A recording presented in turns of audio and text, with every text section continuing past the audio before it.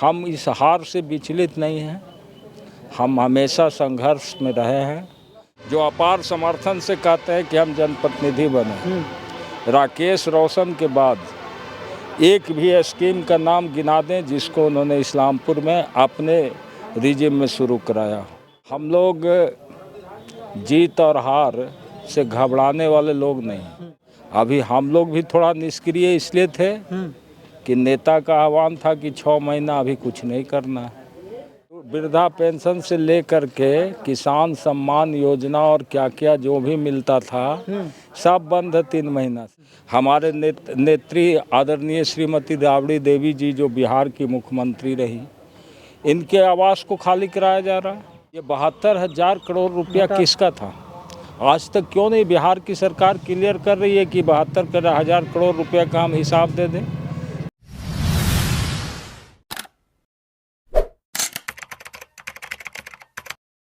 नमस्कार, प्रणाम। मैं अमित चौरसिया और आप देख रहे हैं नालंदा दस्तक। हमारी मौजूदगी है इस्लामपुर विधानसभा क्षेत्र के प्रखंड मुख्यालय में और आज आरजेडी के द्वारा पूरे प्रदेश में प्रखंड मुख्यालय पे धरना दिया जा रहा है। धरना देने के पीछे का क्या वजह है, क्यों आरजेडी के नेता लोग प्रखंड मुख्यालय पे धरना दे रहे हैं? यहाँ के जो पूर्व विधायक हैं, हमारे बगल में राकेश कुमार रोशन है जो कि इस्लामपुर के पूर्व विधायक हैं।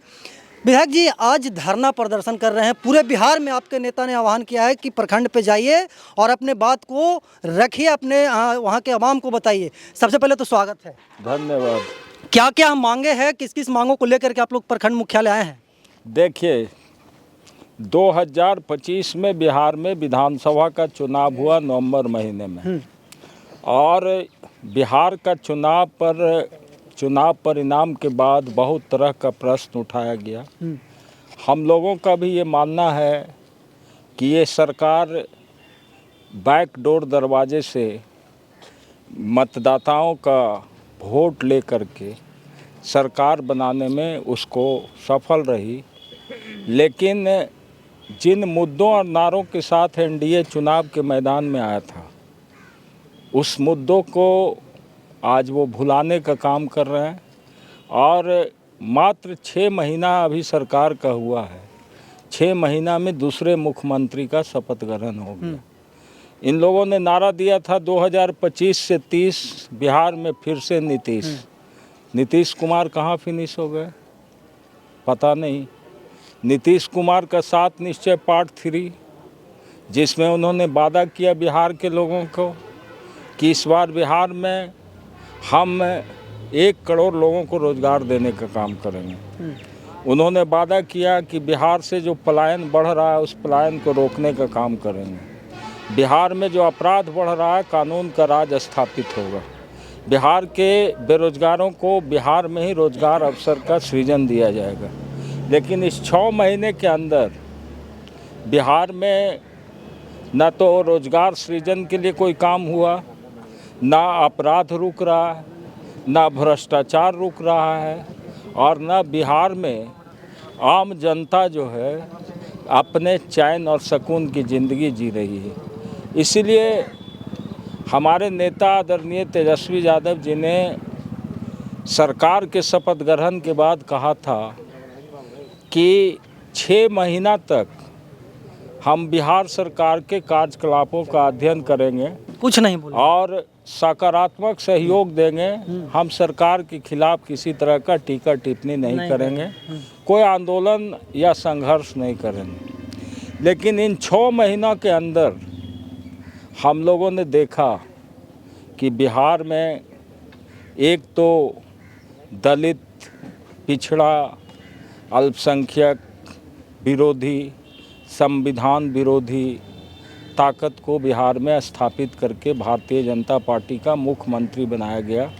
मैंडेट का गलत इस्तेमाल करके, और नीतीश कुमार जैसे समाजवादी लोग, जिसने समाजवाद के आंदोलन का शुरुआत किया था, इनका इतिहास एक समाजवाद के गद्दार नेता के रूप में जाना जाएगा, जिसने बिहार को बीजेपी के हाथों ला करके आज खड़ा बेचने का काम कर दिया। इसलिए हम नीतीश कुमार का भी मुखालफत करते हैं और बीजेपी का भी मुखालफत करते हैं। और हम लोग अपने रास्ते पर चल कर के इस आंदोलन के माध्यम से सरकार से यही आगाह करने आए हैं कि आपने जो जनता के सामने कमिटमेंट किया था उस कमिटमेंट को पूरा कीजिए और पूरा करके बिहार में लोगों का जो आप कहते हैं कि हमको अपार मैंडेट मिला, 200 पार। हम लोग तो कहते हैं कि ये चोरी का मैंडेट था, इन आप कहते हैं अपार मैंडेट मिला, तो उस जनता की आकांक्षा को पूरा कीजिए। जिन महिलाओं ने 10,000 रुपया लेकर के आपको वोट देने का काम किया, 2 लाख रुपया देने की बात कही गई थी, उसकी कोई समीक्षा नहीं हुई। बिजली के दर में कटौती किया गया, कहा गया कि हम बिजली 125 यूनिट माफ़ करेंगे, लेकिन सरकार बनते ही बिजली का दर को बढ़ा दिया गया। इस माध्यम से नहीं तो दूसरे माध्यम से पैसा ऐंठने का सरकार काम कर रही है।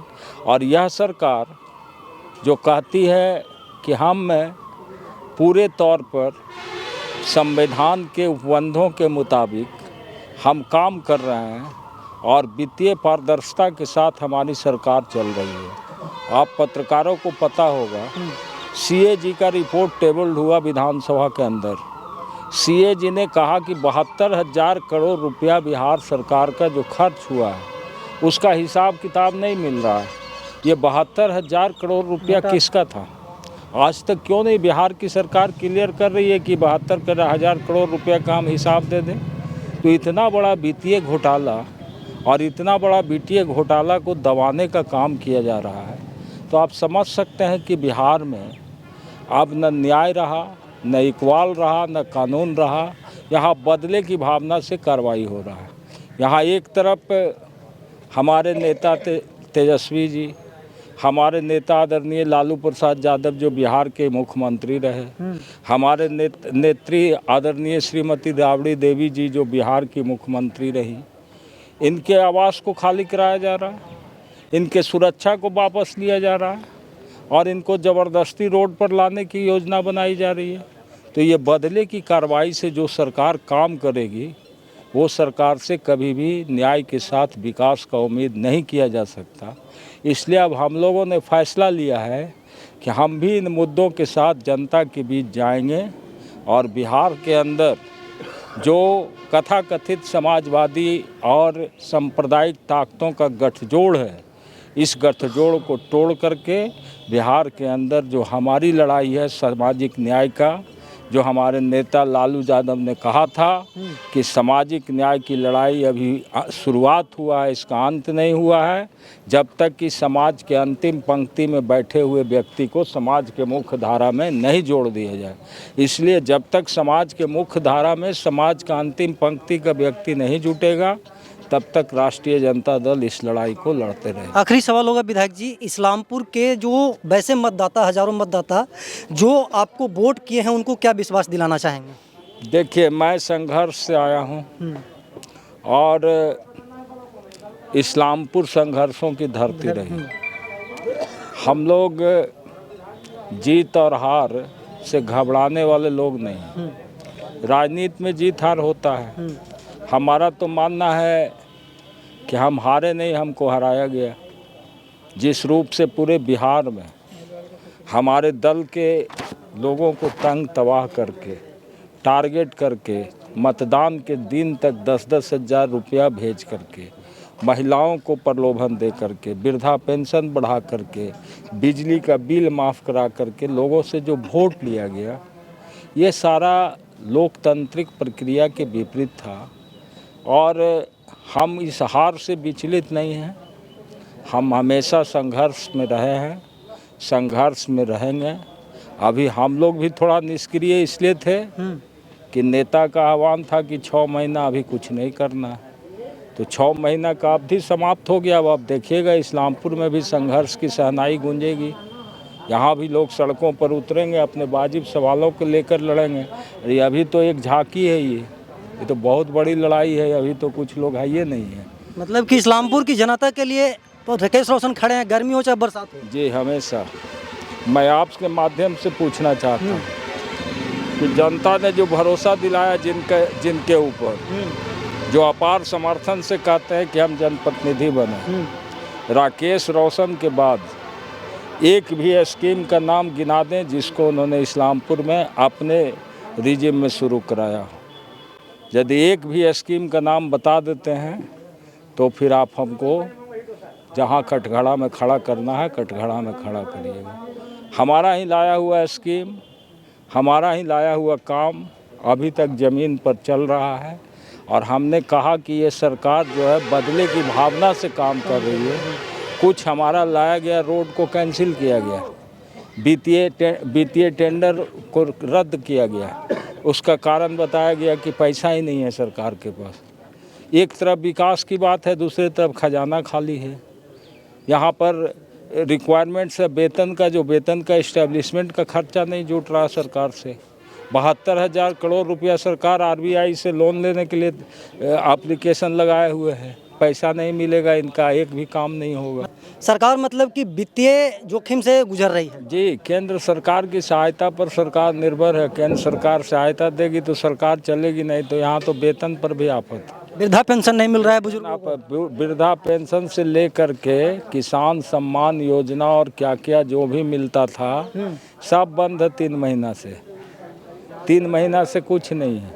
अभी अब जितना प्रधानमंत्री आवास था 1 रुपया प्रधानमंत्री आवास में आवंटन नहीं है। अभी तक सर्वे के नाम पर घुमा रहे हैं। कभी जिला से सर्वे, कभी पंचायत से सर्वे, कभी ब्लॉक से सर्वे। अरे एक चीज़ बा कि 20 बार सर्वे कराते रहो, घुमाते रहो खाली जनता को और लूटते रहो। जे बार सर्वे करे जाएगा उतना बार बैठेगा, उतना बार उसका पॉकेट ढीला होगा। यही सरकार करा रही है। देना है ये नहीं, पैसे नहीं तो देगा कहाँ से। अच्छा, अभी एक बात बोले राकेश जी कि हम लोग 6 महीना से चुप थे क्योंकि हमारे नेता ने बोला था कि 6 महीना कुछ नहीं करना है, सकारात्मक सहयोग करना। हाँ, सकारात्मक सहयोग करना मतलब कि सरकार को सहयोग करना है। अब 6 महीना खत्म हो गया है, राकेश रोशन फिर से जनता के बीच जाएंगे, जनता दरबार लगाएंगे? निश्चित सारा गतिविधि मेरा वही रहेगा, वही कार्यकलाप रहेगा पंचायत चुनाव के बाद से। चलिए, तो राकेश कुमार रोशन जी हैं जो कि आज RJD के जो नेता हैं तेजस्वी यादव, उनके आह्वान पे प्रखंड मुख्यालय में, दोनों प्रखंड मुख्यालय में, चाहे वो कंगर हो चाहे वो इस्लामपुर हो, पूरे बिहार के जितने भी प्रखंड मुख्यालय हैं सभी जगह पे आज प्रदर्शन किया गया है, शांतिपूर्ण प्रदर्शन किया गया है। लेकिन ये बता रहे हैं कि आने वाले समय में अगर सरकार अपने वादों से विचलित होती है, अपने वादे के खिलाफ जाती है, तो हम लोग सड़क पर भी उतर करके प्रदर्शन करेंगे। बाकी 1 दिवसीय जो धरना प्रदर्शन चल रहा था, इसके बारे में क्या कहना चाहते हैं, मौजूदा सरकार के बारे में क्या कहना चाहते हैं, कमेंट बॉक्स में बताइएगा। धन्यवाद।